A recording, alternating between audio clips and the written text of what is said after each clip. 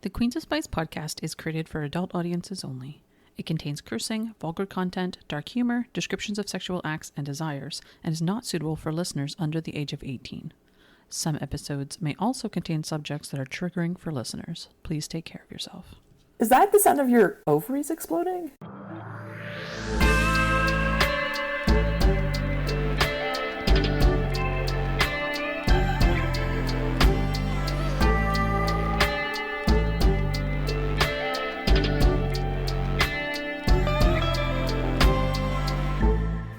Welcome to the Queens of Spice podcast. I'm your host, Rachel Rargie, and I'm here with my bestie, Ash Bobash, band fan of faux fash. Ashton, what's up? That was a mouthful. Thank you. I love mouthfuls. We're here reading Ash has got a book for us today. I do. And it is called Honor by Danielle Baker, is it? Yep. Amazing. Yep. And that's part of a series, I've understood, yes? Yeah, it's book 3 in the Sky Ridge Hotshot series, but they're all written by different authors. Oh, really? Okay, Yeah. interesting. And so I guess we'll talk about, I'm curious to know why you picked this one out of the series, but I'm sure, listen, I have no doubt we're going to find out in detail. So with that, take it away, Ash, and tell us about Honor. First and foremost, trigger warnings, parental death, spousal death, and PTSD. Also, birth type stuff and things, if you're squeamish about that. Anyway. Being a career hotshot, a wildland firefighter, is all I've ever known. It's my greatest passion. This job is dangerous, and after watching my parents' marriage fail because of it, I knew long ago I'd never be a relationship kind of guy. All of that changes when my best friend moves in his recently widowed and pregnant younger sister and her 2 kids next door. I've been crazy about Teddy for years, so when I happen to assist in an unexpected emergency home birth for her new baby, I find myself spending more and more time near her and the kids. Teddy's heart is locked up like Fort Knox after losing her husband, and breaking down her defenses is damn near impossible, but I want to show her that I'm here to stay, for all of them. As superintendent, my duty to my crew has always been my priority, but with Teddy's heart on the line, can I give up the only life I've ever known? Or am I doomed to be honor bound and lose the only woman I've ever loved? I have to say, I really appreciate the fact that you would read that summary as a human being, be like, I'm going to read the shit out of this book and love it. And I would read that summary as a human being and be like, peace out, bye. No, thank you. As soon as it's like home birth, I'm like, I'm out of here.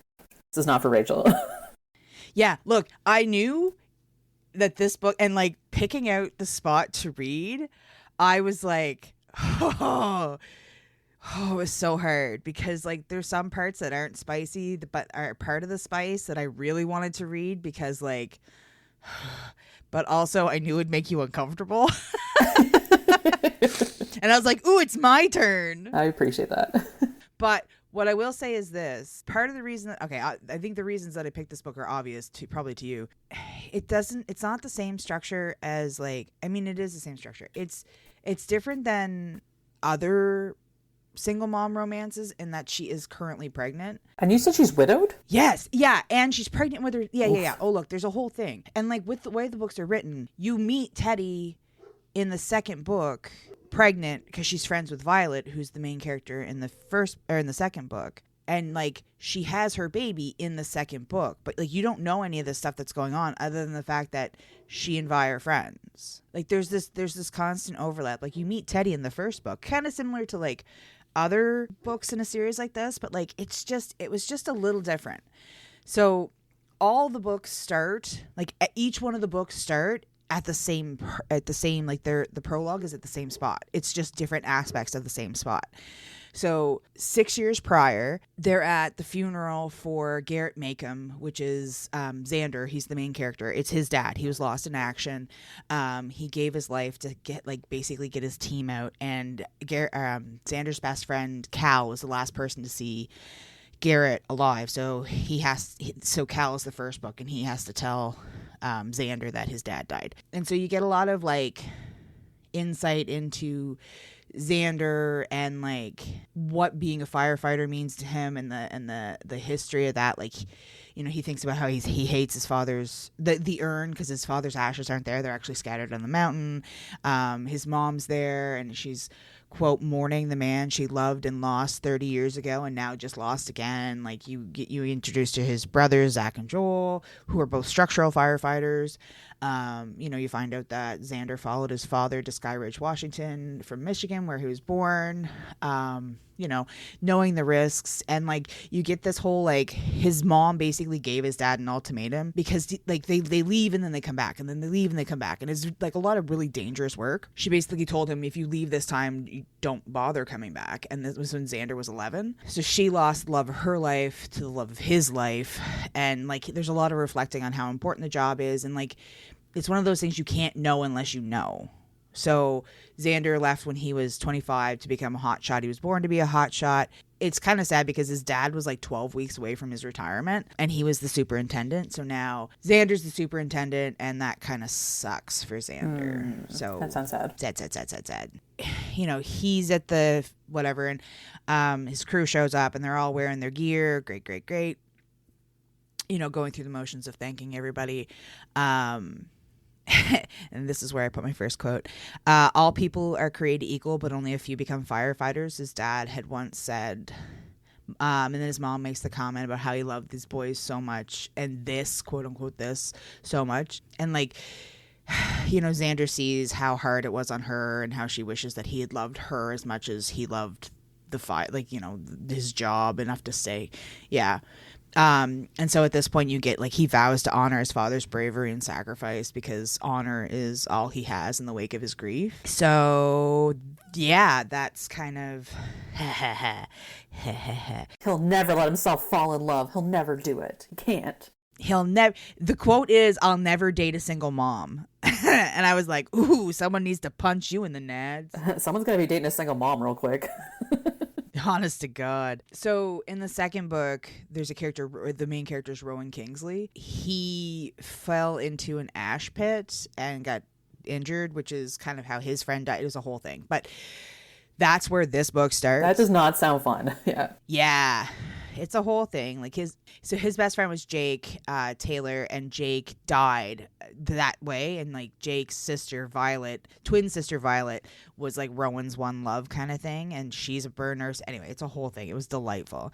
So this book starts, like the story starts as he's being released from the hospital. Xander's the kind of guy who's like always involved in his crew and like always there for him, like super supportive. So he's there doing things. Being a dude. He's duding up. Yeah, you get the backstory there. Like he meets his friend Cal. Like Callahan Woods is the guy in the first book, and so he meets Cal and at their local watering hole, where they. What's the watering hole called? I can't remember. I didn't write that down. Which is funny because it's like super important. Well, not super important, but it's like used throughout the thing because Violet's parents own the bar. Shifties. I think it's Shifties. That sounds shifty. I'm pretty sure it's Shifties. So Violet's parents own, like Violet and Jake's parents own the bar. So they find themselves there a lot, and they go there like after like fires when they come back. Yeah, to like decompress or whatever. Yeah, and sometimes like immediately after, like okay, after they've been gone for like weeks at a time. I learned a lot about wildland firefighters, though. That was a perk. Yeah, which is like, especially this time of year, very timely for Canada because we had a lot of wildfires. And yeah, I want to say it was back in like June. Like May or June. No, it was June. There was like I'm in Montreal. We had crazy amounts of like air hazards and stuff because of all the fires. And like you look outside and it's just like a haze for days. Well, it's wild too because it's like it's not just people setting fires. It's like storms and stuff. And so they actually goes into like how they stop fires from spreading by like digging holes and trenches and like moving snag and and like clear cutting parts. Yeah. Or like there's one point in it where they're burning to prevent a burn kind of thing. Like there's lots of like controlled burning and stuff. They do that out in my brother lives out in Revelstoke in BC, and they do that in a lot of areas around there because it's like You know, Yeah. it's all mountains. Well, that's where so. there's a lot of fire stuff, right? Yeah, and it's all dry out there and stuff, so it's crazy. When they're at lunch, they're, you know, reflecting on Violet's brother's accident, you know, similar to Rowan's, blah, blah, blah, blah, blah. And so this is where we get Cal, like, thanking Xander for moving Teddy and the kids next door. Because Teddy is Callahan's widowed sister. Ooh, so best friend's sister. But Cal kind of insisted that she move closer when she lost her husband and found out she was pregnant with their third child. That's so many children. Wild. Yeah. And like Xander is basically like, yeah, man, I'll keep an eye on her. And Cal sort of gives a nod towards Xander's feelings for his sisters. And that was one thing I really liked. There was no like macho posturing through this whole thing. It was just like he recognizes that Xander has a thing for his sister and it's not like super complicated. And you do get a bit of like hurt my sister and I'll have to beat you up. I'm gonna protect my sister from you asshole or something. No, not at all. Like Good. there is so Rachel, for as much as this book is gonna drive you nuts for like some of the things that are in it, there is so much wholesome goodness. Like when I introduce you to Colleen, you're gonna just be like, fuck. So it's dual perspective. So we move on to Teddy, who's experiencing kind of like Braxton Hicks. She's hauling groceries to the house. She's sore. She's tired. She, like I said, she's got 2 kids. Like she knows that Dalton, her older son, like the older of the 2, who's I think 9, will help her. But like she's gonna do the heavier stuff because that's what she's like. And like it's kind of bittersweet because she's doing it all on her own and she wasn't supposed to be a widow at 31, and she and her husband Logan were high school sweethearts and he was a kind and loving and goofy and like good man, and there's never any like slander. Like, you know how sometimes you get into books where they're like, oh, but he was actually an asshole. There's none of that. Like it's just he was a paramedic and something happened on the job. We don't know what yet. That almost makes it harder for all of the things going on because like he wasn't a jerk and she did love him immensely. But you get like her being grateful for Cal and Scotty, who is his girlfriend who we meet in the first book, and then her new friends Vi, and then Logan's parents too have been really great. So Dalton is being super big brother and he's helping take some of the bags in and hold his sister's hand to get her to the door. She is a pistol, so it's like a split single story house with made into 2 apartments, one on each side, and they're on one side and Xander's on the other. And we know Xander's not home because his black pickup's not in the driveway, which she's kind of grateful for because he makes her a little nervous because, you know, he's hot. And she's known him for years because like Cal's always taken him to events and stuff, so he's not like a new feature in her life. So she gets Penny settled and she and Dalton go get more bags when Xander pulls up, and like she hears the truck and then she hears Dalton go, "Hey Xander," just as like Braxton Hicks contractions hit and she's pressing her hand to her stomach, and Xander sees this and he's instantly like, what is wrong? Should we go to the hospital? As she's thinking like, oh, so pretty eyes, so blue. Oh my goodness, you know. But she's good. She's had this before, blah, blah, blah. It's you know what's funny? I immediately was like, oh, that's so sweet of him to actually care. And I'm like, that's what any normal human being would do. Right? Like, that's like, normal. You know, I would do that even. Like, that's just a normal thing. Like, oh my God, are you okay? Like, it's like, why was that so sweet and caring? Yeah. I'm broken. Why are we not normalizing basic human decency? Like, come on. Ugh. Sorry. Continue. So we get a bit of interaction with Xander and Dalton. He calls him Champ and he's like, let's help Mom with the groceries. And, you know, it's like, hey, you go sit down. We've got this. And he like will not take no for an answer. And he's like, Cal would never forgive me. Helping with groceries, a swoon. Yeah, right. So she sits with Penny and she's kind of embarrassed at the state of the house and all that stuff. And, you know, he and Dalton get the groceries put away. He's like super take charge, and like Dalton's just happy to have another guy around. So he and Dalton are Xander and Dalton are laughing. She's like, I miss the sound of a man's laugh. At this point, Xander goes to help her get up because she's like uber pregnant, and we get little inklings of like how Teddy feels about her body, about how she's never been small and that kind of thing. And like that's a really big theme throughout this whole book. His body's hard all over while hers is soft and big, you know, and you don't have to do this alone, Teddy. I'm right next door. Basic human decency, swoon. Yeah. But she, like, at the same time, she feels like she's being babysat. So it's like, maybe this isn't sexy. Yeah, I'm also a strong, independent woman. Yeah, I hear that. Right? But he's hardly ever home. So, like, how is he even going to... Anyway, so, you know, he goes off to another fire, comes back. They're at Shifty's. Cal checks in with Teddy, and then ends up giving Xander like the thumbs up because, you know, Teddy's okay. He's like, thought you'd want to know.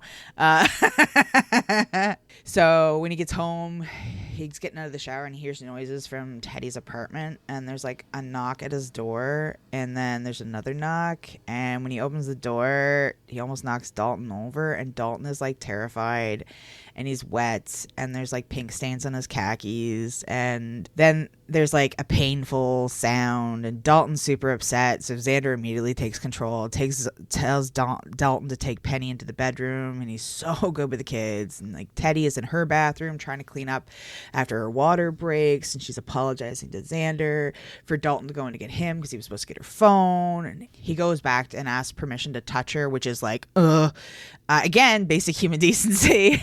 But he like goes to hold her because he like wants her to lean against him and like support her stomach. He calls 911, and you get this moment where he of course he recognizes the woman's voice, and he's like holding her as the woman, he's talking to the woman, and the woman recognizes Teddy's name because Logan was an EMT but not in their area close by. So this whole moment of like small town recognition. Yeah.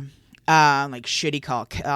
She didn't even know they were back. So he like lowers her down onto the bathroom floor with like pillows and stuff, making sure, like telling her she's doing so good, and she's just like super uncomfortable. And when he sits down, he can see the baby's head, so he's, you know, gonna have to deliver the baby. And so she's upset, obviously. She can't do this. Logan was supposed to be here. And like Xander just talks her through it. And then huzzah, healthy baby. Fantastic. Ambulance shows up. Scotty's one of the EMTs. That's because Scotty's an EMT. And off to the, you know, hospital she goes. And like poor Xander's like just so relieved that he decided to come home instead of going to Shifty's. Like because he was, you know, gonna stay, whatever.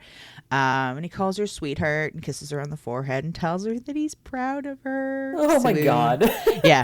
So she goes in the ambulance. Xander takes her minivan with her kids and stays with them until Callahan shows up, and then Logan's parents show up, and Colleen is her mother-in-law, and she ends up staying with her because her and Cal's parents are gone. And Rachel Colleen is like the mother-in-law extraordinaire. Like I can't even. Anyway, so afterwards, you know, she's home. Violet shows up with her daughter Holly, who again we meet in the second book. And of course she brings Happy Meals, and she stays for baby snuggles, and because she's a good friend. I would never, but I like that she did that. Well, you wouldn't come for baby snuggles, but you definitely take me Happy Meals. I would 1,000% bring you Happy Meals, yeah. But yeah. I don't snuggle babies. It's non-consensual. Not consensually. I can't ask a kid if they want to snuggle. I'm not doing that. That's fair. So, you know, they're off on another call, and of course, they get called out the next day, and so Cal's been bugging for baby pictures, and she hasn't seen Xander, thank God, because she's mortified. She probably scarred him for life and plans on avoiding him, you know, despite Vi telling Teddy how, you know, he looks at her. And Can I call something out real quick? Did he like clean her apartment or house or whatever while she was in the hospital? Okay. No. He was with the kids. Right, that's fair, okay. I just had this vision of her coming home to this like spotless home and be like, listen, you're done for. he may not have cleaned the apartment, but man, oh man, the things he does is like feral, make ass feral. Oh, there was a lot of feral. There was a lot of like squeaks and like the other thing is too is like we're dealing with a lot of postpartum feels, which again is like I was like, oh yep, that hits close to home. Yeah, body image stuff in particularly. You know, she refers to her mom pooch a lot, which, yeah, that happens. And another sad thing is, like, all the kids look like Logan, so it's like he left a little piece with her, so she'd always remember him. Yeah. She hears Xander come home. She's falling asleep on the couch when there's, like, a knock on the door, and Xander shows up with flowers and a paper bag. Oh, my God. And he's all gorgeous, and she's obsessing about her looks, and glasses with a smudge, and she calls it mom couture, and he's like... There's the two prettiest girls in Sky Ridge. Like, fuck my life. Oh my God. And he's concerned about her because, like, he didn't hurt her or the baby, right? Because he's a big manly man. And like his mama always told him it was best to bring a new mom a home cooked meal, but like he's not home a lot, so he brought her favorite deli sandwich fit with like a pickle because she loves pickles. So she's like, and he knows her favorite deli sandwich? Yes, because Cal told him. Because he asked. Wild. If he wanted to, he would. So she offers, she's like, Xander, want to hold her? And Xander holds the baby. And she's all like, ugh. But like... Ovaries exploding. Right? But like she also wants to eat. She's still really sore, and he's noticing that she's sore, and like she's all, you don't need to be worried about me, Xander. And he's like, yeah, I do. And of course that makes her panic, and her heart will never be okay again. Sad. B gets fussy. You said B is the new baby. B's the new baby. She gets fussy, and she needs to feed, so she kind of like rushes Xander out and is like, bye. Because, there's lots of feelings here. Her husband's only been dead for 6 months, and she remembers him so fondly, but his memory is starting to fade in her brain a bit. And he loved her kids, and she hates the cruelty of it all. And they only had 10 years, which is, not a long time when you're planning on being with somebody for the rest of your life. Yeah, and having like a whole family. Yeah, exactly. Like childhood sweethearts. And like you get a little bit more about the accident. It was a freak accident, and like Teddy blames herself for it. And it's just cruel fate, because like why would fate do that and then just like dangle Xander in front of her? Sorry, I need to backtrack 2 seconds. Why does Teddy feel like it's her fault? We don't know. Oh, interesting. Okay, sorry, continue. We don't know. We will find out, but we don't know. Plot is why. Yeah, plot. The plot is plotting. But, she's never going to allow her children to lose someone like that again, and she will never be with a man with a dangerous job. Ha, ha, ha. Uh-huh. Listen, and he'll never date a single mom, so, like, book over, right? I know. And that's it. The end. Super simple. Thanks, Ash. Yeah. Thanks for coming. So there's a 3-month time jump where B is now 3 months. They're trying to get in the house. B ends up throwing her bottle of breast milk, and, like, Dalton helps being helpful. And so they're trying to get into the house, and Penny is a hellion, and how old is Penny again? Sorry? Like 3 or 4. And she doesn't want to hold Dalton's hand because she's a big girl. And so Teddy's like, promise you won't run off to the creek though, right? And so Teddy's juggling B in her car seat, and she's like, thinking about how her grass is too long and needs to be cut. And like, she hopes that the breast milk wasn't contaminated, because then she has to throw it out, and she worked hard for that, all those things. When Penny takes off running. Takes off running. Teddy drops the diaper bag. She sets the car seat down with Dalton, is like, watch your sister, and she like takes off, and poor God love her, she's 3 months post having a baby, so she's not super in shape, when a form comes out of the shed and swoops Penny up as Teddy's like panting, and who could that be? And so I don't know, so Xander's like swinging Penny around and like tickles her stomach, and again we get Teddy reflecting on her appearance. She's embarrassed, her thick thighs, round belly, all that stuff. He on the other hand is standing there in like a sleeveless cut off like t-shirt, looking like a god. And so he hands Penny off, and she's worried about being sweaty, and he comments on her like having her hands full, and she plays it off like it's just kind of that like, oh, ha ha ha, full hands full heart kind of thing. Like to have my hands full with you. Yeah, right. And your dick. But he offers to help again. Obviously she's not going to take it. And so they get back around at the front of the house. He fist bumps Dalton because that's what he does. Mm-hmm. And he tells Penny to stop taking off on her mama, and then turns to talk to B2, and he's like, and look how big you've gotten. And then tell Teddy she did so good. Exploding ovaries everywhere. Yeah. And unfortunately in all the chaos, the cap came off the milk, and she has trying not to cry as she has to dump out the breast milk after all. So she gets the kids settled. Penny's sheets are rainbow dinosaur, because of course they are. Jealous. So she's getting in the shower and like thinking about all the things, like laundry for 4 people, and she just can't be bothered because feels. And she catches her image in the mirror, and she's critiquing her body since she had Dalton, like the cellulite, the stretch marks, the mom pooch. Breasts were, used to be small, but breastfeeding is them so big. The usual. Yeah, I feel like every mom does that, right?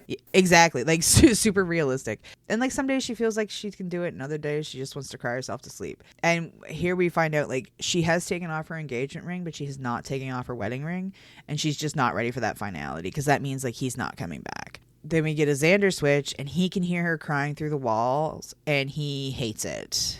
Yeah. But then he thinks about her naked. And he's really? And willing, willing, because she's in the shower. I like it when they cry. No, because she's in the shower. She's crying in the shower. Yeah, it's really sexy when they're crying, choking on my dick. I like to watch the tears drip down their faces while they choke on my dick. So he's like willing his body not to react, and yeah, that's not happening. So here we get kind of like, and I like because this book does this a lot. So here we get him thinking about how pretty she is today, and how she's soft and grabbable, and like he looks forward to running into her, and like, you know, those kinds of things. So you're constantly getting this like duality of like her image of herself and then his image of her, which I fucking loved. That is I do beautiful. like that a lot. Yeah. Yeah.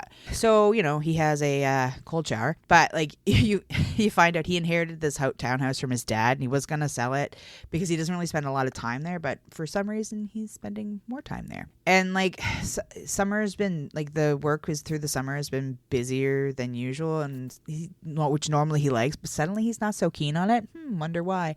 Curious. But at the same time, the guys are making fun of him for his new doula services.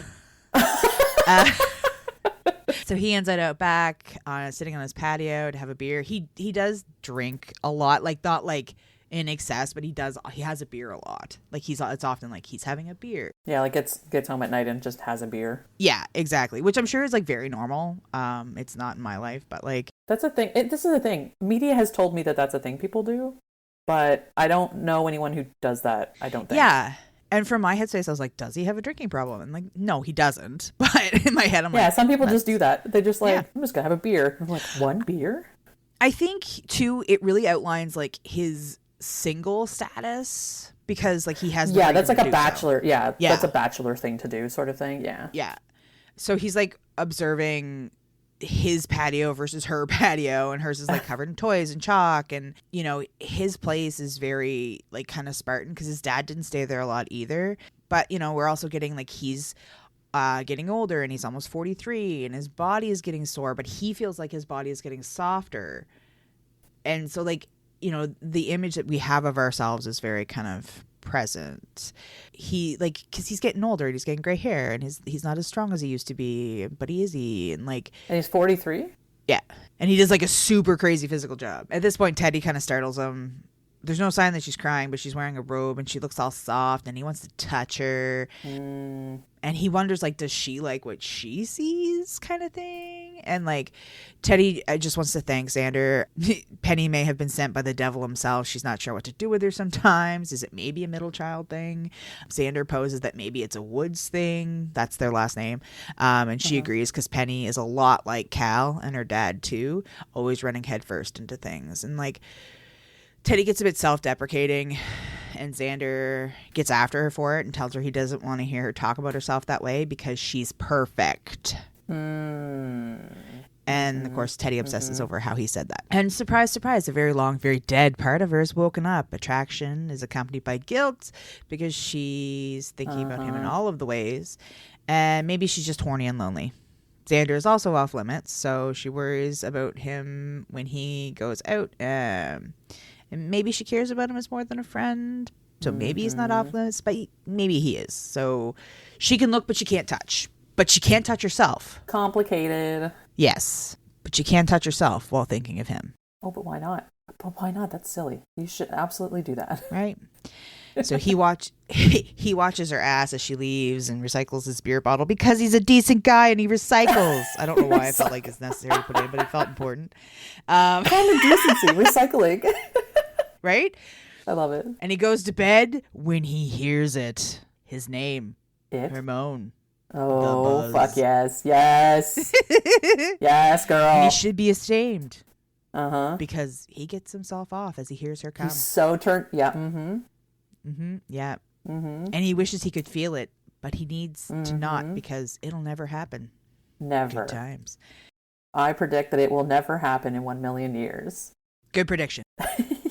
So Teddy is also obsessed with coffee. She loves coffee. She loves coffee. She loves this place called The Nook. And she's trying to wrangle 2 children and B in her car seat with Dalton helping out to this coffee shop because she's going on a mom play date. She needs some time. She ends up running into Scotty, who's in her full work gear. Penny launches herself at Scotty. Also super fun because it comes up later, but like Scotty and Cal do not want kids, and like there's reasons for that. You have to read the first book to understand, but like they are like staunchly no kid zone, but Cal just wants to be the cool uncle, which I think is awesome. Oh fuck yeah, that's me. That's my life. I want to be the cool aunt. Yeah. Yeah, I totally you would appreciate like Cal and Scotty. There's some like Amazing. religious undertones too that she has to. You would like Cal and Scotty. Scotty ends up getting the kids cake box because why not? You got to fill them with sugar and return them to their parents. Yeah, that's an aunt move. But she also gets Teddy her favorite drink because family support. We love to see it. Mm-hmm. As they're leaving, Penny takes off again. She's Penny. holding on to she's holding on to Scotty's hand and she just shrieks, heart attack central.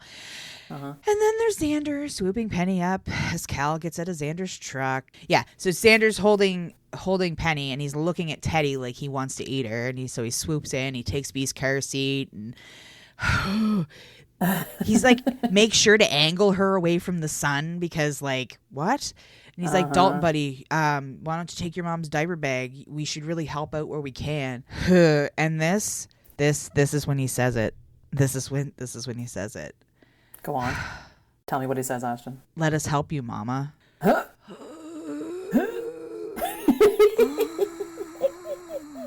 Is that the sound of your ovaries exploding? Do you know how I literally have so many fucking tags in this saying my ovaries?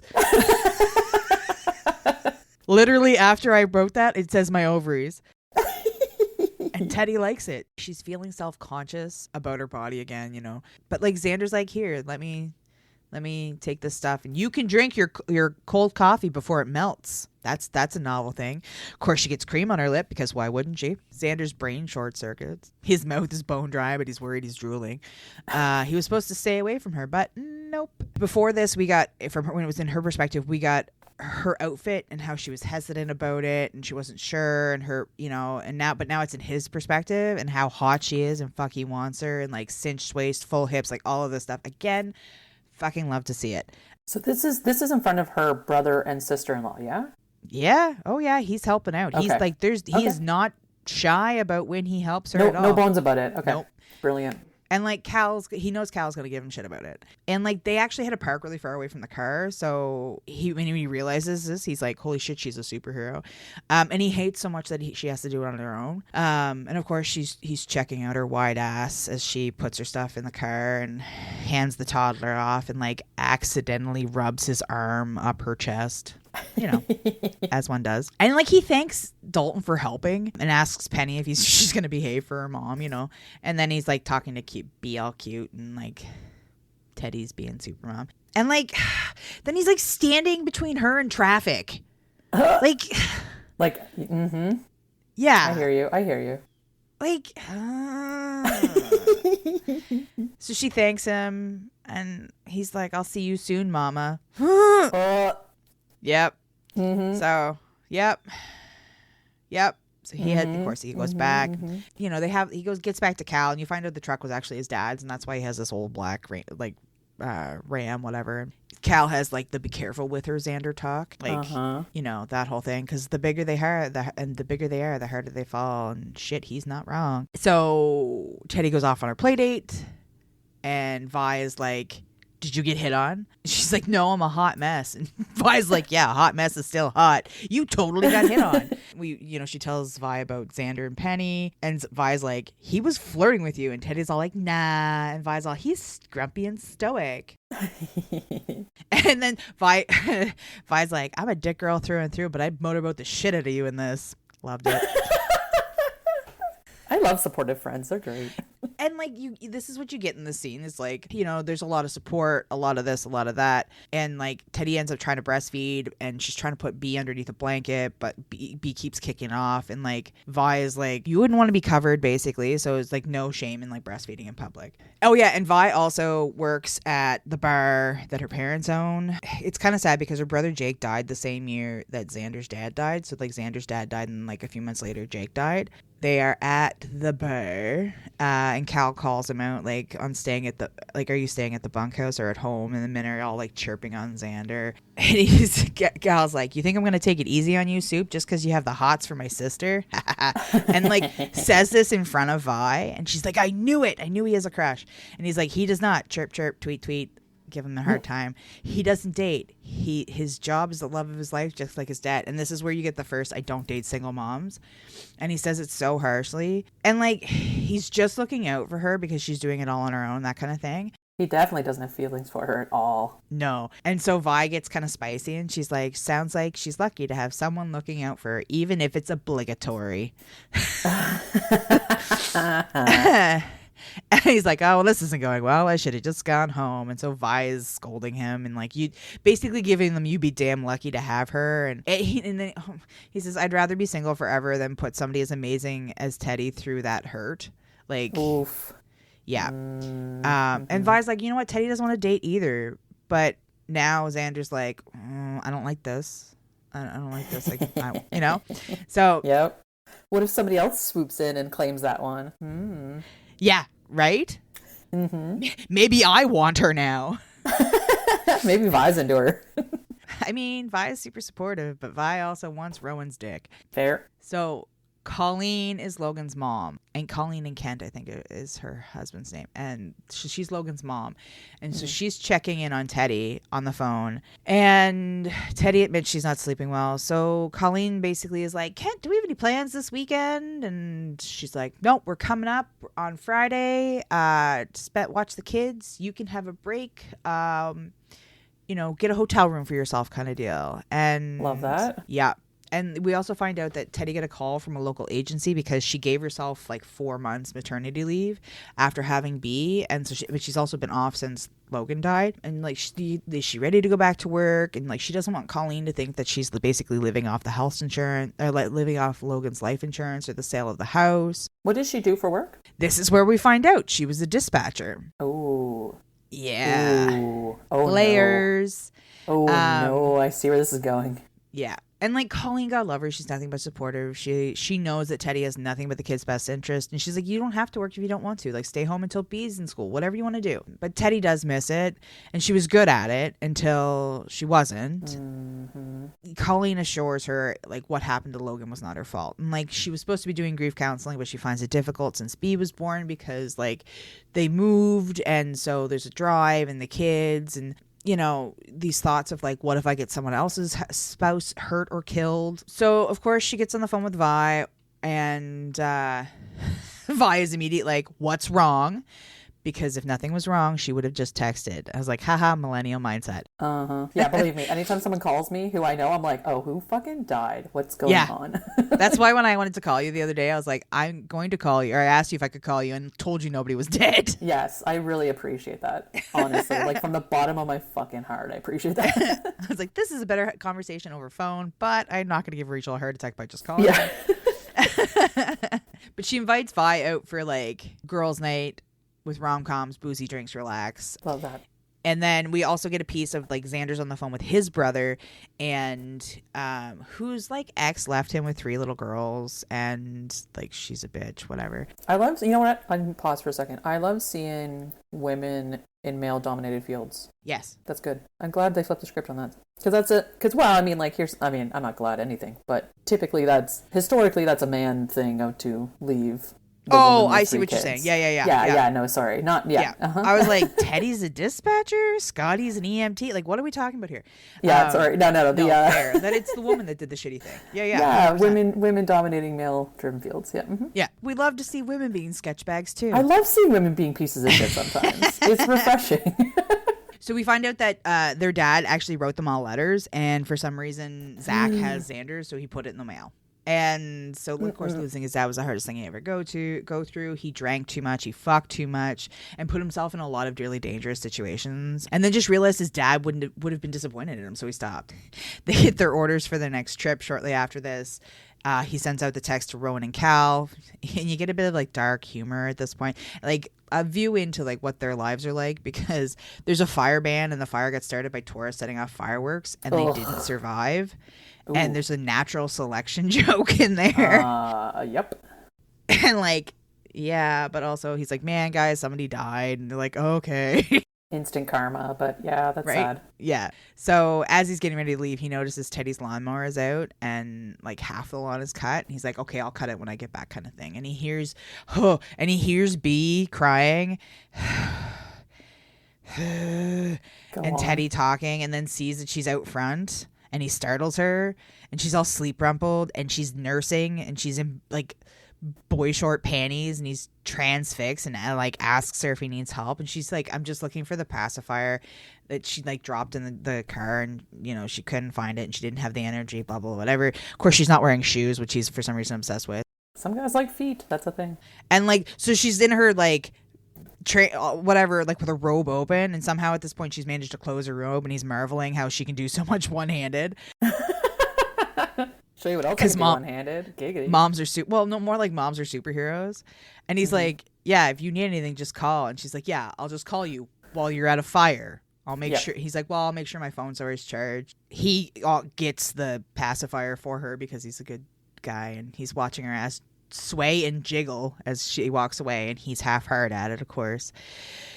You know, and then there's a bit of a nip slip, and because Miss B falls asleep, and she's all embarrassed, and he's all growly, and she says, forget it, and he's like, not fucking likely, Teddy. I've been dying to see more of you, and I'm not disappointed in what I've seen so far. And then he says, go on. I really fucking like hearing you say my name when you come, Mama.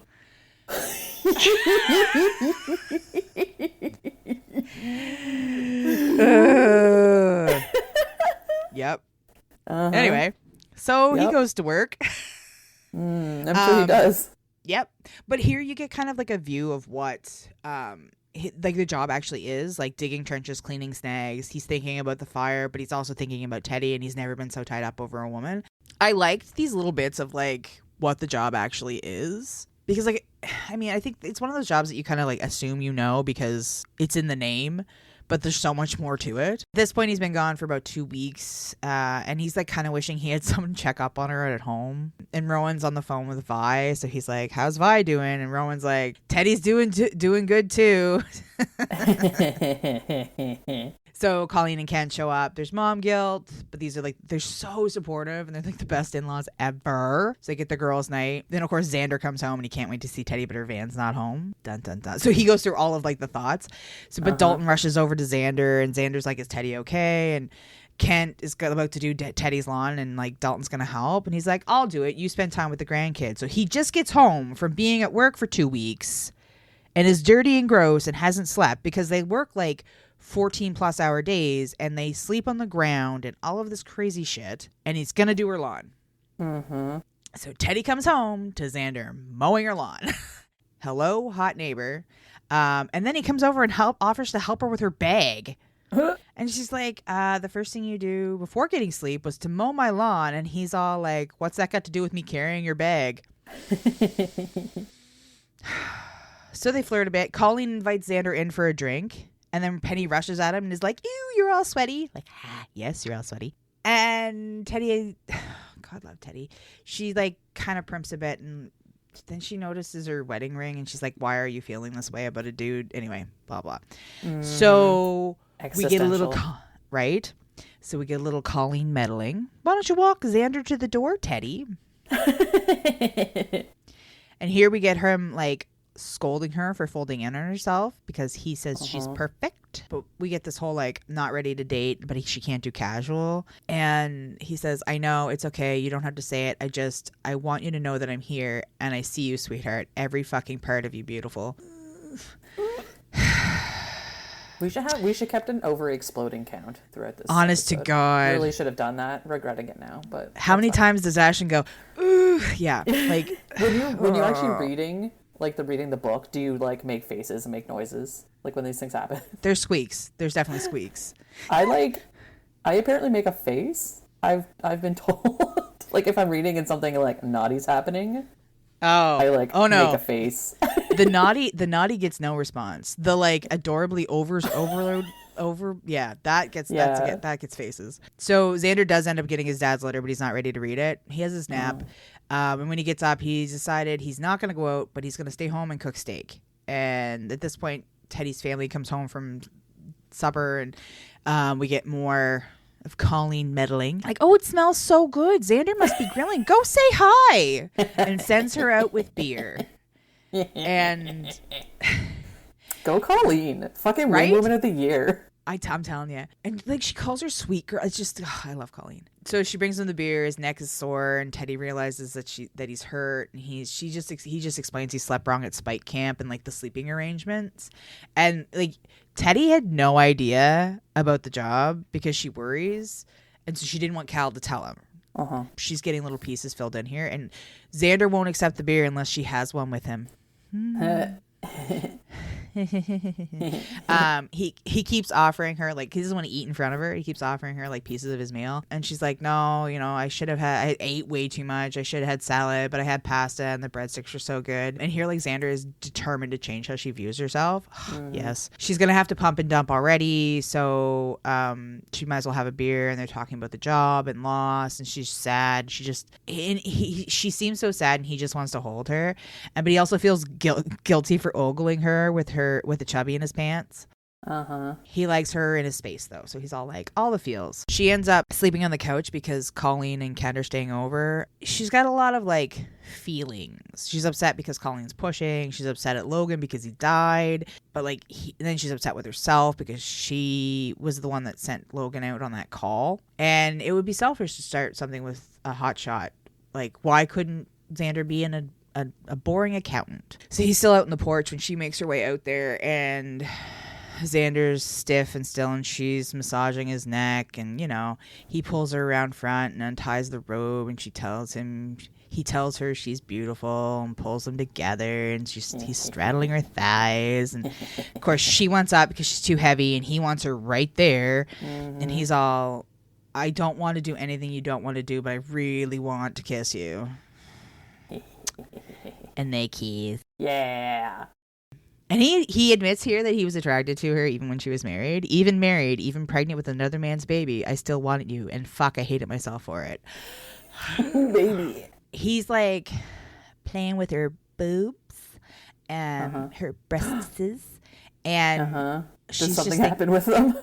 No, she's just thinking about how it's always been a no-go zone for Logan, but they're also like sensitive and needy. He's all grindy. She's all grindy, sorry. He sucks on her nipple through her shirt and is about to get off, but then guilt, and she jumps off, and no orgasm. And now she's in tears, and she's so sad and so broken.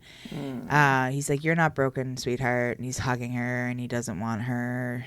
She doesn't want him, but they can't do more, and blah blah blah, and he can't do more than casual, of course, and he needed this reminder as to why he doesn't get involved with single moms. And so she's like, asshole, maybe leave with that, and then she leaves. Yeah, 100% fair, right? Yeah, don't play the game if you aren't ready to win. Yeah, of course there has to be a girls' afternoon where Teddy tells Vi about what happened, and no one wants a single mom of 3. Ha ha, sad. Vi immediately goes and bitch slaps Xander. You're not wrong. So pray continue. The boys are home from another fire. They're at Shifty's. Cal and Xander are not super talky because something's going on. When Vi smashes him in the head with the tray and calls him out for what he said to Teddy. Yes. And Scotty shows up, and Xander watches her and Cal together, and he realizes that he wants that. And then he ends up getting super drunk. And he hasn't been drunk like this for years, and he doesn't want to go back to his dark house. He wants to see Teddy.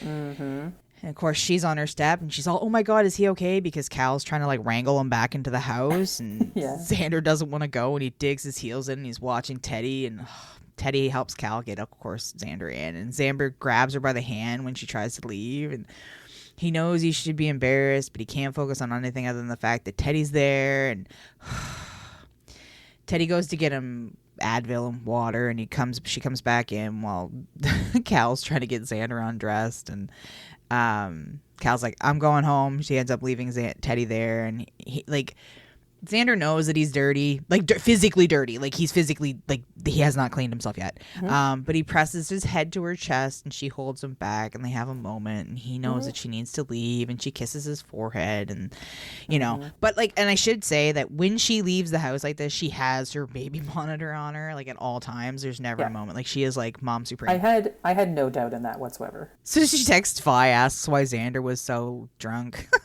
She's like, I didn't think he had that much. And there's some comment about like, you don't need luck, you've got boobs, that's better than luck. So the next day, Teddy takes Xander a cup of coffee, and Xander's in the door, answers the door in a towel. He apologizes and gets stressed. They talk. He keeps pulling her on top of him, and she's like, I'm going to crush you. And he's all like, shut up or I'm going to spank you if you don't stop. And then he tells her about his parents and why he doesn't date, and how his dad fought like hell to get the team out, and he promised to honor his father's sacrifice, so he couldn't do that to her and her kids. I can't tell you enough how sore I am for causing you pain because I'm an emotionally stunted idiot. And then he says, and I'm so tired of fighting this, I'm crazy about you, Teddy. You're all I think about anymore, even waking every waking thought and every dream at night. It's all you. It's only been you. And like the thing is too is like he's never wanted a family, like he's never wanted that for himself, but he finds himself like when he can't see her, he's like it's like torture for him. So everyone's at Teddy's. The girls are inside. The guys are outside. They're hanging with the kids. The kids doing things. Vi takes B because she's like fussing, and they're having a conversation. And Teddy tells them what's going on, and you get the healing isn't linear kind of conversation. But he's a hotshot. You guys are so much stronger than I am. Aren't you terrified? That kind of mindset. And you get little like pieces into their stories, or their like the way they handle it too. Like Vi used to have a really hard time because her dad is also a hotshot, and she'd have rituals, and she would do those same rituals when Jacob died, and it didn't make sense because they never really have control. And like, weren't you in grief counseling? And at this point, Penny the Terror comes running in, screaming her face off, startles the shit out of B, who isn't sleeping well to begin with and is refusing to nap, and not great. So enters Xander again, who takes Penny and Holly outside to play catch with Dalton and the boys. And he says, let me help you, Mama, and takes B.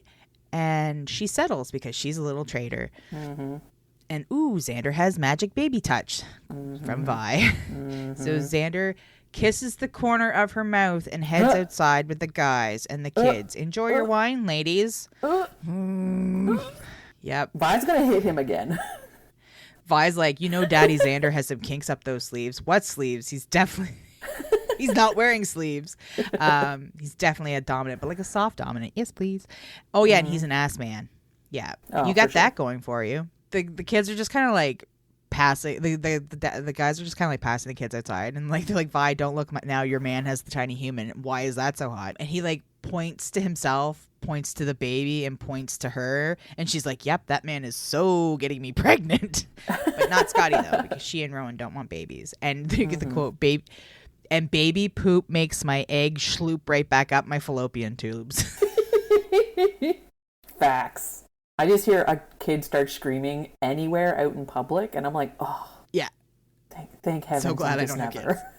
So glad. We also get a little bit of the Callahan don't fuck this up, I don't want to hit you thing. And like he doesn't want to admit to his best friend that he's crazy about her and his sister and her kids yet, but like he totally is. I mean, that's pretty like all of this is very obvious from an outsider's perspective. Like no one's shocked here. So they end up taking the kids in, the guys take the kids in, and they make burgers, and Dalton helps Cal make a salad, and they're all like do and like when the girls finally come over and they're all having whatever meal together, she offers to take B from Xander, and he's like, I got her, Mama. She's like, you gotta stop. And he, nope, Teddy, I'm gonna kiss you. So, and he does this while holding the baby, and he wants to be the one that makes her happy. And then they're like, here, ladies, go drink your wine, and we'll do the dishes. Smart man. And it's kind of hard for her because she's like, it's nice to not have to do it all alone, but does that make me a bad person? No. Xander comes in holding Penny, and he says tiny terror can't hang with the big dogs. So he like puts her into bed, and he also mentions to Dalton about going to see a ball game in the spring and gives B a kiss, and then he's ready to leave.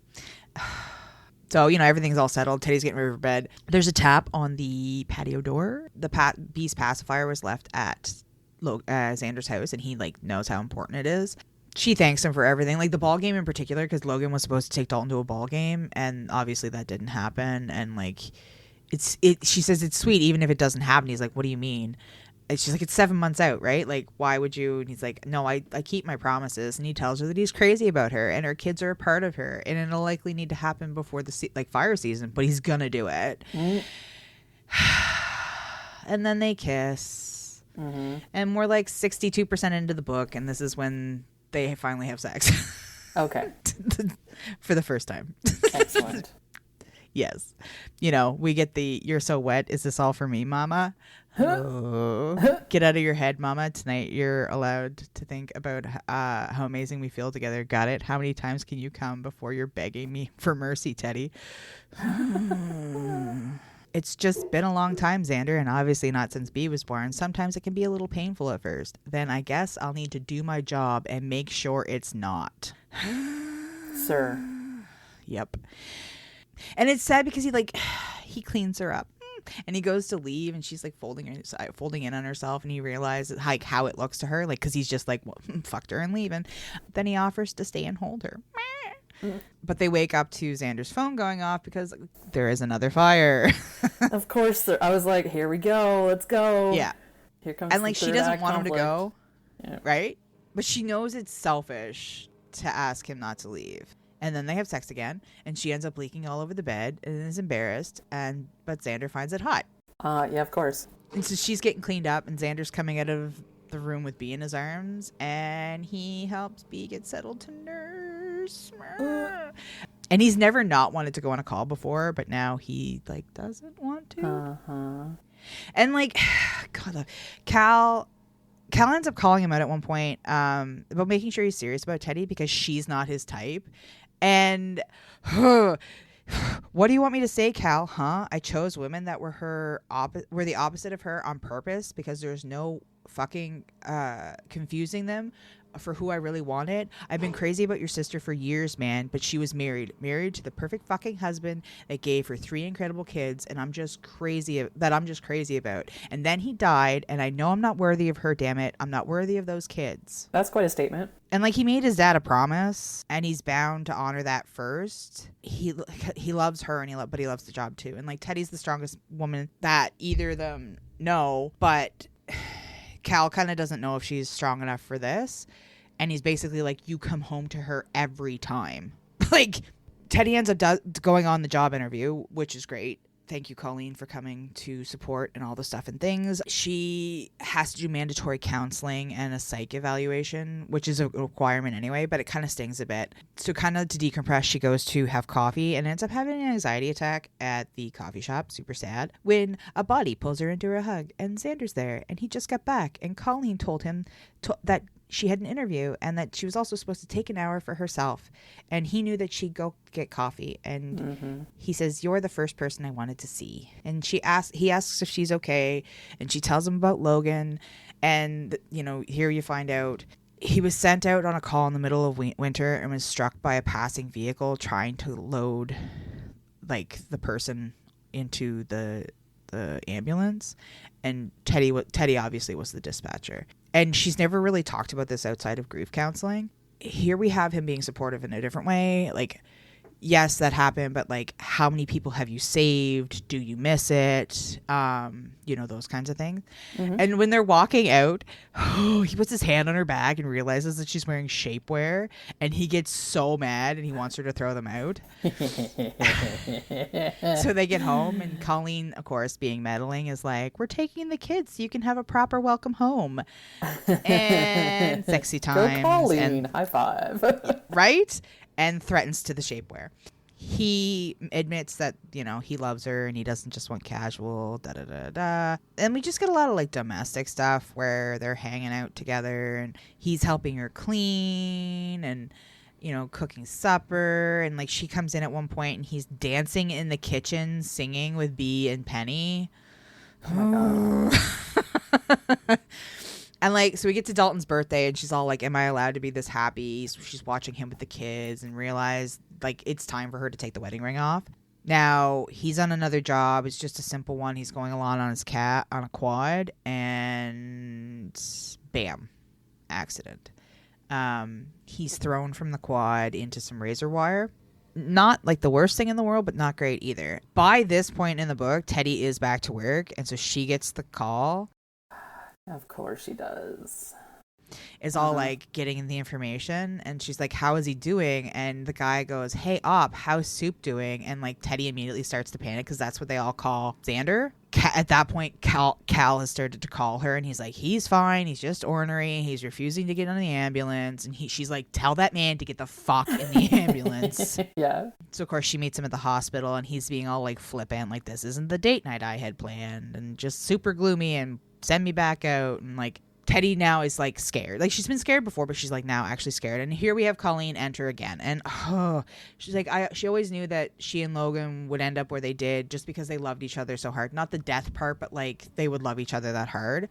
And she's like, I see that in you with Xander. So just like take this chance. And she wants Teddy to be herself again and to have that opportunity. Oh yeah, and Xander still hasn't opened the letter. He almost threw it away. And he keeps telling himself he's going to read it at the next flyer. Yeah.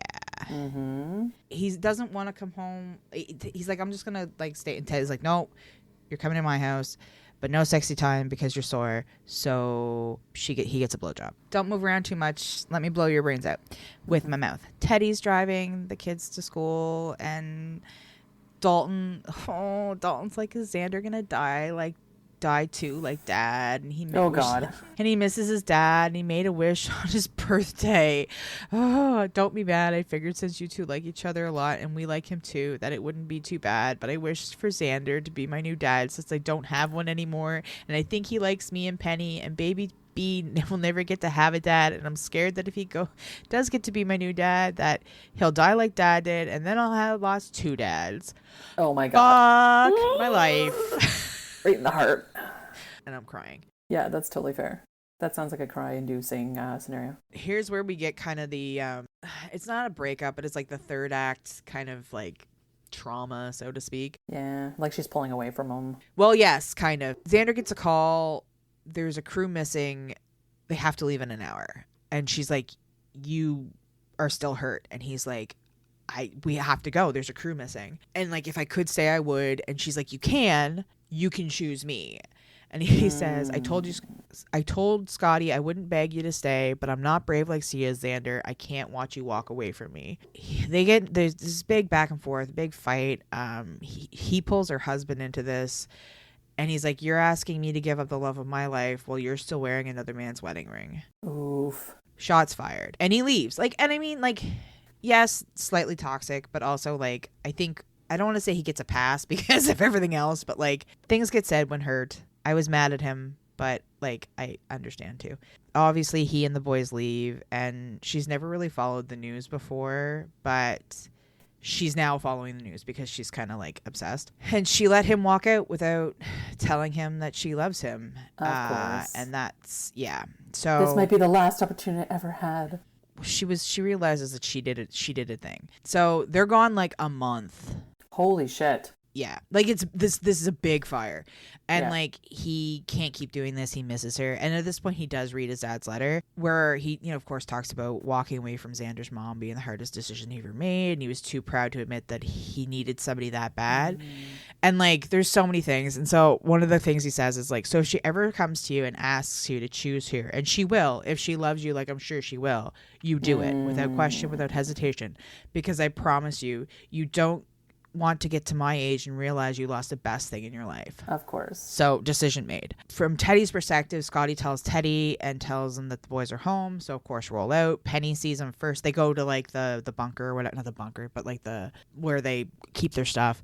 And because like they get flown in and flown out, it's like a whole thing. It's wild. So Penny's the first one to see him, and of course takes off with Dalton this time, and they're hugging, and they're all hugging, and it's happy, happy, happy. And she apologizes and tells him that she loves him, and if he can be brave enough to run into fires, she can be brave enough to wait for him. But he immediately quits his job, of course. Yes. He puts in his resignation. He needs her like he needs air. He loves her more than fires.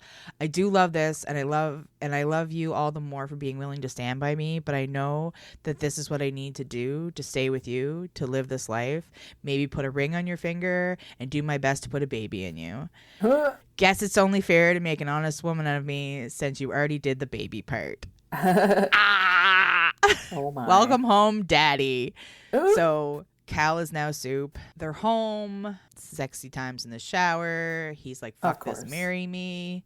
So in the epilogue, we have they're married. Teddy has just given birth to Spencer Lee Macomb. They've moved into a new home, but they make sure that Logan has a place there too.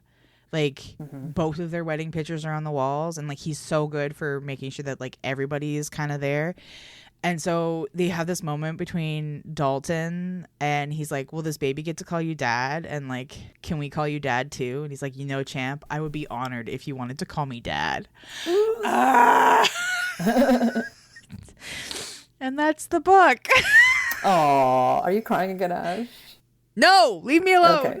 Listen, this is judgment-free zone. Cry all you need to. Do you understand why I love it? Yeah, of course. This is such an Ashton book. Right? And like picking out the space what I'm going to read was really hard because there's so many things that I wanted to fucking put you through. But also there were so many things that I just like were so sweet.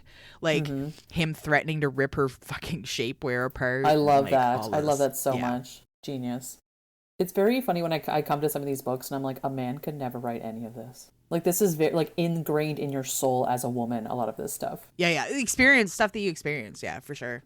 I'm going to read you from the second time that they do the sexy times. And it's really long, so I, like, it's already started where I'm reading. We're gonna skip the foreplay, is that what I'm hearing? We're this. There's so much that I wanted to read because it's just, like, the good stuff. Like, at one point, she's like, please close the curtains. And he says no. Let them watch. He's like, I want to see you, Teddy, every fucking glorious interview, and I can't do that if I shut out all the light. What he does is he makes her, they sit in front of a mirror. So, are you ready? Yes, I'm prepared. Go. Oh, fuck, I groan again, taking a love bite out of her left ass cheek. You're so wet for me. From my seated position on my knees, I grab hold of her hips again and draw her to the floor as well. When her knees hit the floor in front of me, I grin at her in the mirror and let my eyes track over the globes of her breasts, the dark nipples already peaked and begging for attention. Spread your legs for me, beautiful. I breathe against the soft skin behind her ear. She hesitates just a moment before shifting, spreading her knees. I'm so hard, it's fucking painful. Now straddle my legs and sit on my cock until you take every inch, Teddy. Her eyes are trained on mine as she does so. It does as I say, shifting backward until her thighs have straddled mine. Her knees are on the floor on either side of mine, and she's spread wide as she moves into position. It's filthy and erotic, and it takes every considerable ounce of my self-control not to come already. Reaching between us, I position myself at her entrance, dragging the tip over that pretty pink pussy that is on full display for me in the mirror. Sit. She heeds the command, doing as I say. The curves of her ass are against my abs, her shoulders level with my mouth, and I lean in and press hot, open-mouthed kisses along the ridge of her shoulder as she settles onto me, drawing me into her with aching slowness. I watch over her shoulder in the mirror as her body takes all of me. I've never seen anything as sexy as watching her take my cock inside her. Banding my arm around her middle, I hold her back flush against my chest and open my mouth to drop. Oh, my mouth drops open at the sheer euphoria of being so deep. Fuck, she's tight. So fucking tight. Her head tips back and she's settled on me fully, and I can see those inner muscles twitching. Around my cock, I see stars. Fucking Christ, Teddy, I whisper out a groan against her neck. Do you see that? Do you see how fucking beautiful that is? Her chin drops, her eyes meeting mine in the mirror. I cup her pussy in my other hand, spreading her wider so she can see the way she takes me, all the way to the hilt. Oh my God, she moans. My cock twitches inside, making me grunt in agreement. Fuck, this is beautiful, I groan, spreading her with my fingers. The slight of my cock disappearing into her is heady and thrilling and so fucking erotic, and whether she knows it or not, she's all fucking mine. I stroke the pad of my thumb against the tight bundle of nerves at the apex of her thighs, and she gasps, grinding down on me. Just like that, pretty girl. Xander. Her eyes are on mine in the mirror, her lids heavy, lips parted. One of her hands is clutching my forearm that I have banded across her middle, holding her to me. The other hand is covering the back of mine where it's buried between her legs. Using the arm around her waist, I lift her and she accommodates, her thighs shifting slightly, and then I slam my hips upward as I haul her back down to my thighs, her fingers scrabble against my skin, her mouth dropping open in a silent cry. Fuck, this is everything. She is everything. She does it on her own this time, rising up until the tip is left, and then she's dropping down, sinking back inside me to the hilt. I grab a handful of the flesh at her middle, dropping my mouth to the curve of her neck, where I let my teeth sink in for a bite before soothing the hurt with my tongue. Her inner muscles clench around me, and I grin against her neck. "Oh, you naughty thing, you like pain?" She nods, and suddenly the movement's stilted and jerky while she continues to ride my cock. Her thick, creamy thighs are spread wide over mine, and I release my hold around her torso and her pussy to grab the soft handful of her thick hips. I guide her, using the downward motion of her body to thrust up hard. Her hand land on the planes of her thighs, using them for leverage. I slam upward again, letting my fingers bite into the cushiness of her hips, taking another love bite out of her shoulder. She moans and drops her chin forward. "So fucking pretty," I groan from behind her, never faltering in the hard, deep thrusts upwards. "Such a pretty girl. Spread wide for me. You take me so beautiful." Her eyes find mine in the mirror again, and I drag my hands over her hips, up the wide slope of them, to the narrow softness of her waist, cupping her breasts in my hands. I squeeze them, kneading them, and then I roll each nipple between my finger, and her body bows against me, her pussy tightening around my dick.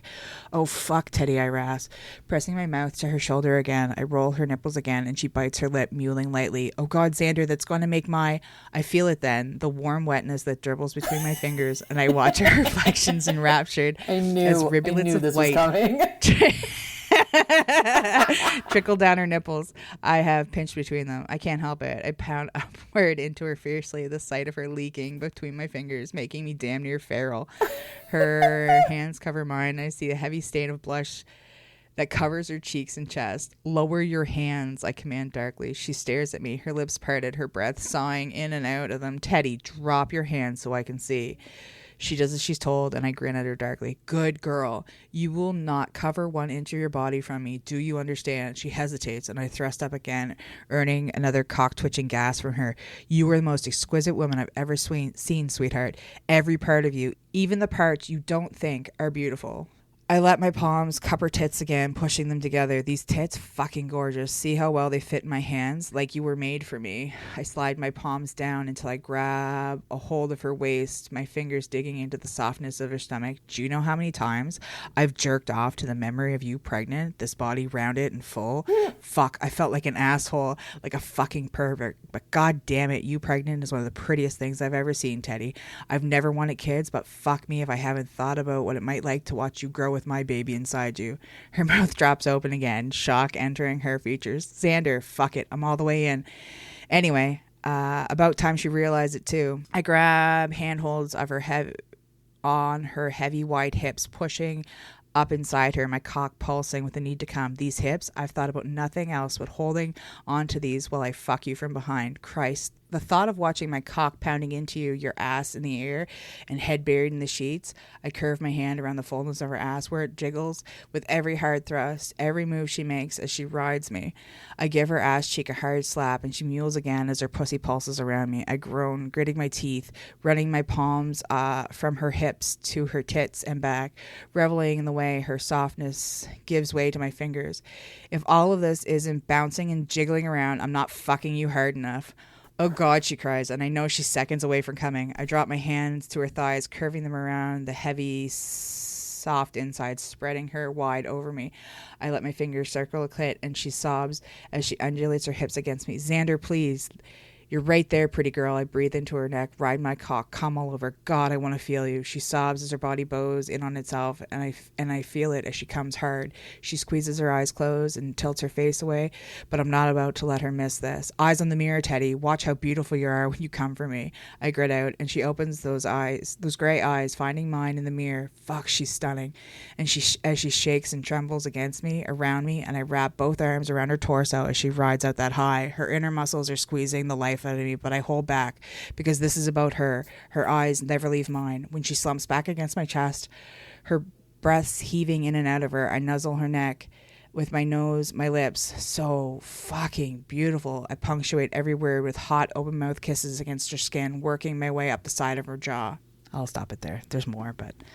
I'm of the opinion that if you want to write a really fucking hot sex scene, do it in front of a mirror.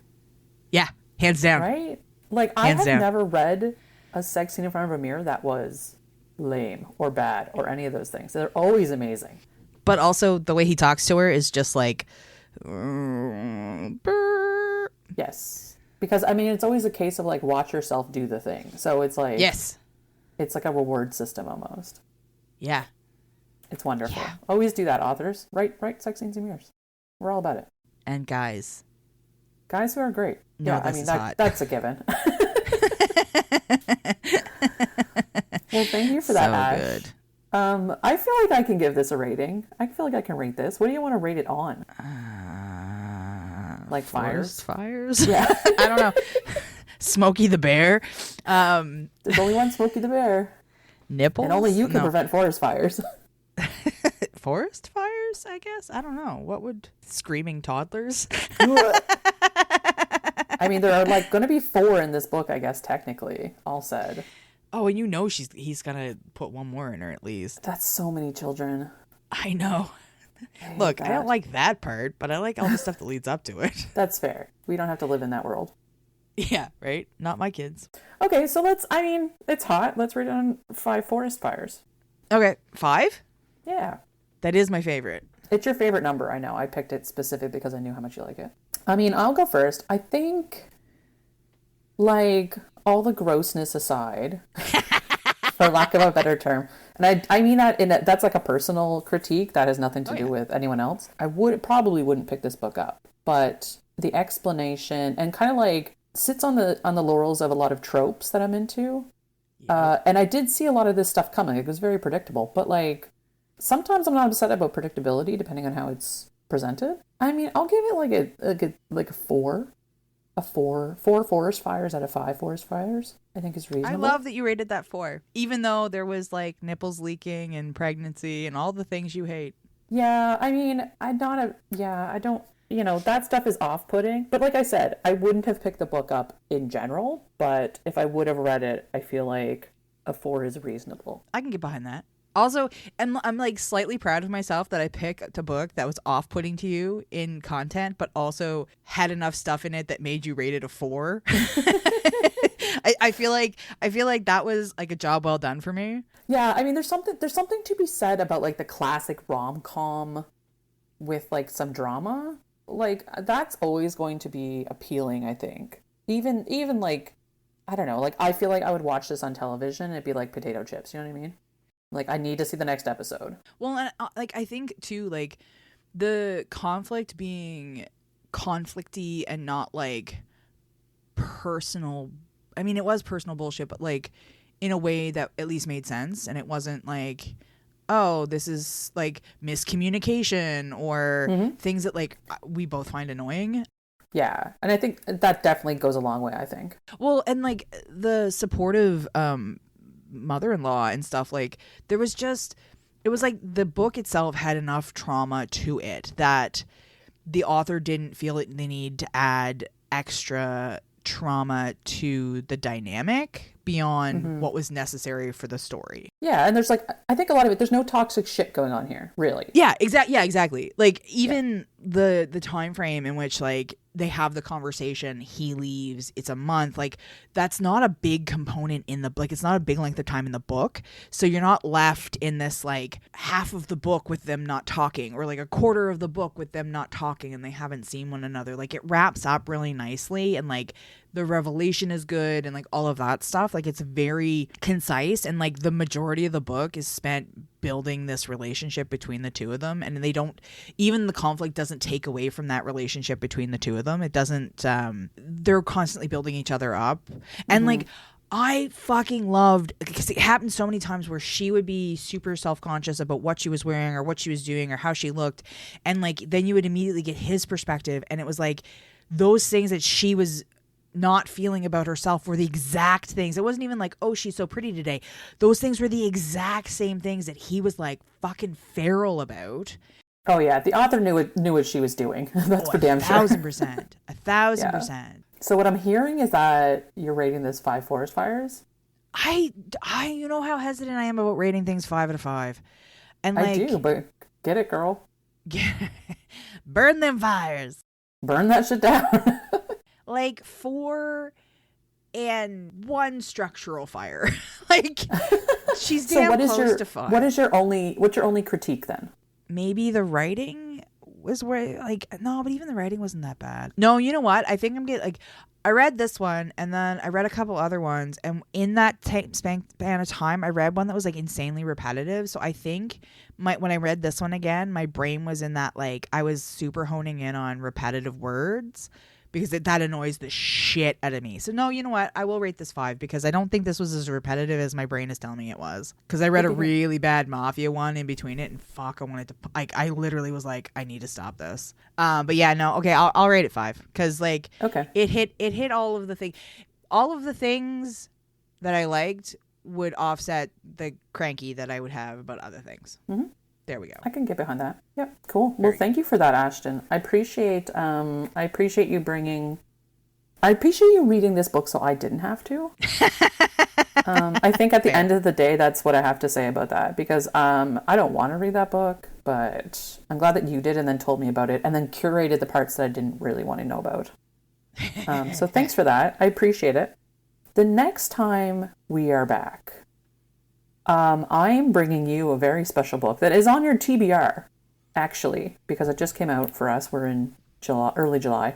It's a little ditty called I Got Abducted by Aliens and Now I'm Trapped in a Rom-Com by Kimberly Lemming. And Kimberly Lemming, you might remember, we covered her book, That Time I Got Drunk and Saved a Demon, a while back. I really enjoyed her writing, and when I saw this come out, I was at one of the local bookstores in Montreal that just opened called Joie de Livre, and I highly recommend anyone in Montreal go check that place out. It's on Saint Laurent. It's a lovely little spot, independent owned. Like, they sell a lot of romance books, and I got some, like, bitchin' ass stickers that are right on my brand, and I'm very happy with the place. And also you can, like, sit down and have drinks and nibbles, and it's amazing, and it's such a great spot. Anyway, I just want to plug that place because it's wonderful. But yeah, so that's Kimberly Lemming's new book that just came out. I'll be covering that next time, and I'm very excited. Yay! Yay. And so thanks for sticking in there. Thanks for telling me about this lovely book by Danielle Baker, Ash. I appreciate that. And we'll... Yeah, obviously. I put up with everything. So... and thanks, guys. We'll see you next time. Bye. Bye. Thanks for listening to the Queens of Spice podcast. You'll find us on Instagram at Queens of Spice, or you can send us an email at queensofspice@gmail.com.